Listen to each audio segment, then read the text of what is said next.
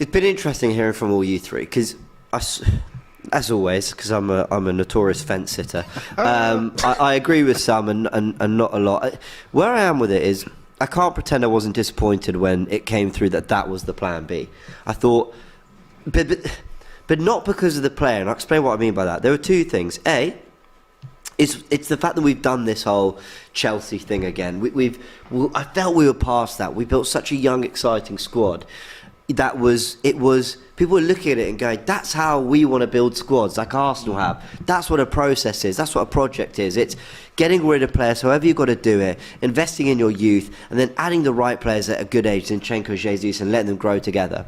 So I thought, okay, well, Jorginho doesn't really fit that, and he's coming from Chelsea and all that, like we've done before with David Luiz, Willian, Cech, although I actually thought David Luiz was quite good for us. The other thing is that I felt he wasn't actually, again, I rate the player, what he can do, but I felt he feels like the kind of holding midfielder that needs runners around him. Now, wearing this, the Italy jacket, I followed Italy at Euro 2020. My mum's Italian. I follow Italy and England. And at the Euros, I looked at Jorginho. He was brilliant at the base of a midfield three. He played really well that tournament. But there's two things. International football tends to be a tempo below the Premier League, and he had around him Locatelli, Barella, runners, players that could play. But he's got a great team around him at Arsenal. Right, so then I started to look, okay, well, let's look at the positives. Well, he'll play at the base of a midfield three for Arsenal, so actually, he's kind of mirrors what he did for Italy there a little bit. I'll add to that as well that, Arteta's wanted him for a long time. This isn't, where can we just pick someone up and, whoever. He looked at him in 2020 when we were trying to chase Partey as well. Didn't happen then. He wanted him at Man City when he was assistant to Guardiola. There's quotes going around that he talked about teams playing with traditional number sixes, that could control games like Busquets and Jorginho, a player he loves. Those were his words. So he clearly really rates Jorginho. And if I'm to throw one more positive out there, it is that you can't argue with this guy's CV. He wasn't just part of a Chelsea squad that kind of stumbled to some wins. He was at the base of Italy's Euro 2020 win. He was in a midfield too when they won the Champions League as well. He's then gone and won the Europa League, beat Arsenal in that final. So he has performed on the big stage before, and would he not be motivated to come to Arsenal and go, this is my chance at a domestic trophy, at a Premier League? Like anything, we signed a Chelsea player. I thought, let's go do my research. But not just, I've been watching this guy. I want to know from Chelsea fans. What I found really, and let me just make it clear, I'm also underwhelmed by this signing. I'm also a little bit like, with the targets out there. Sorry, Jake, can we just clarify? So Abby's the only one happy with this signing? No, and she's a Spurs fan. Interesting. I just think it's smart that we did something, but I'd rather they didn't sign Trossard. Yeah, he started 15 Premier League games this year, by the way. There you go. Yeah.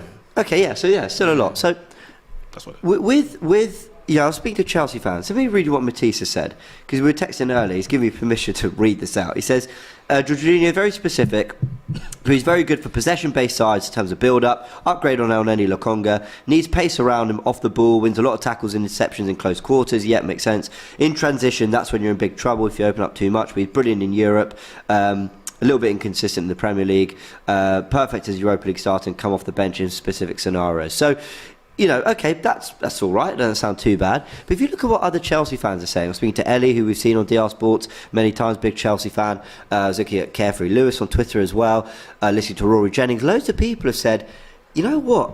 This is a good signing for Arsenal, and we're actually quite sad he's leaving Chelsea, because behind the scenes, this is something Ellie was saying, he's a massive personality, he's a massive character that brings things together, and these are the things that Arteta has really valued. I've always thought, why is he so fixed on Granit Xhaka? I don't get it.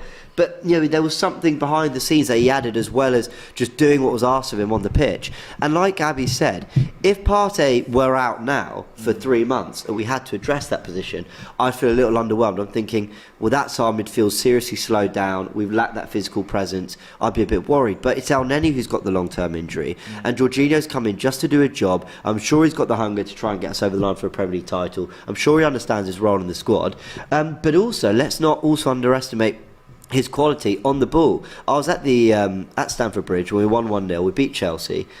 That last half hour, once we got the goal, you remember it, Laurie, we didn't sit back and try and protect what we had. We passed. We just killed them with passes after that. You can't touch the ball. And that is where Jorginho comes in and absolutely doesn't stifle anything. If anything, maybe lifts it, because Partey, as good a passer as he is, can be a little all over the place with it sometimes.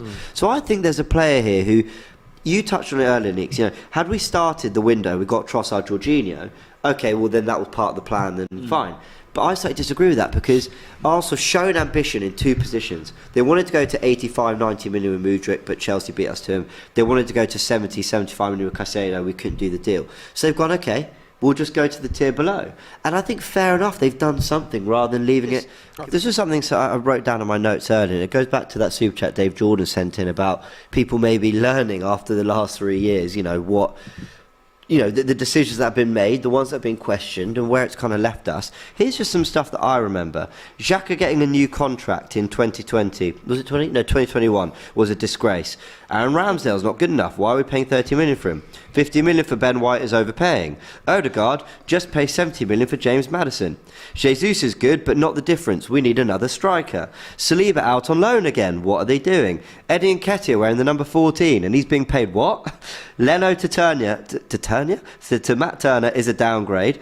And then Carve Solokol asking what position Tomiyasu plays, but no, that wasn't on him. Yeah. That was on him, not the Arsenal fans. But the point I'm making is, how often have Arsenal signings been questioned, whether it be by the media or by Arsenal fans in particular, decisions that have been made, and we've been proven wrong? Okay, Willian. No, but there's been a few of those. The Willian, David we Luiz. got right. We were absolutely. You could go as far back as Kim Kallstrom. If he wasn't from Chelsea, would you care?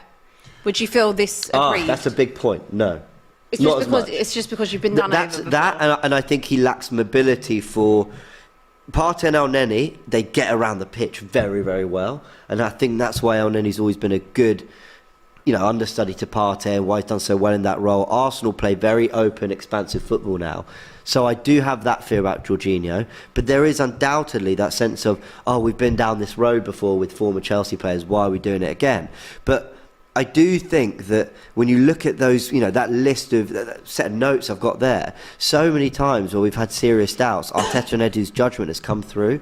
So I don't mind your stance at all, Laurie. And mine's pretty similar. I'm a bit underwhelmed. I'm not sure. I kind of get why you trust the manager's judgment. But just at least have the conscience to go, but I kind of know where we've been with this before, so let's just see what happens. It could absolutely go wrong. All I'm saying is... And then we'll let him know about it. Yeah, all I'm saying is if people don't like the transfer, people don't like the player, that is so fine. I have an issue there. I have plenty of reservations myself. It's the people who, and I've spoken to many, who are saying categorically, absolutely, he'll be a failure. Why are we doing it? Complete waste. It's like, come on, open your minds a little bit, but that's just my opinion.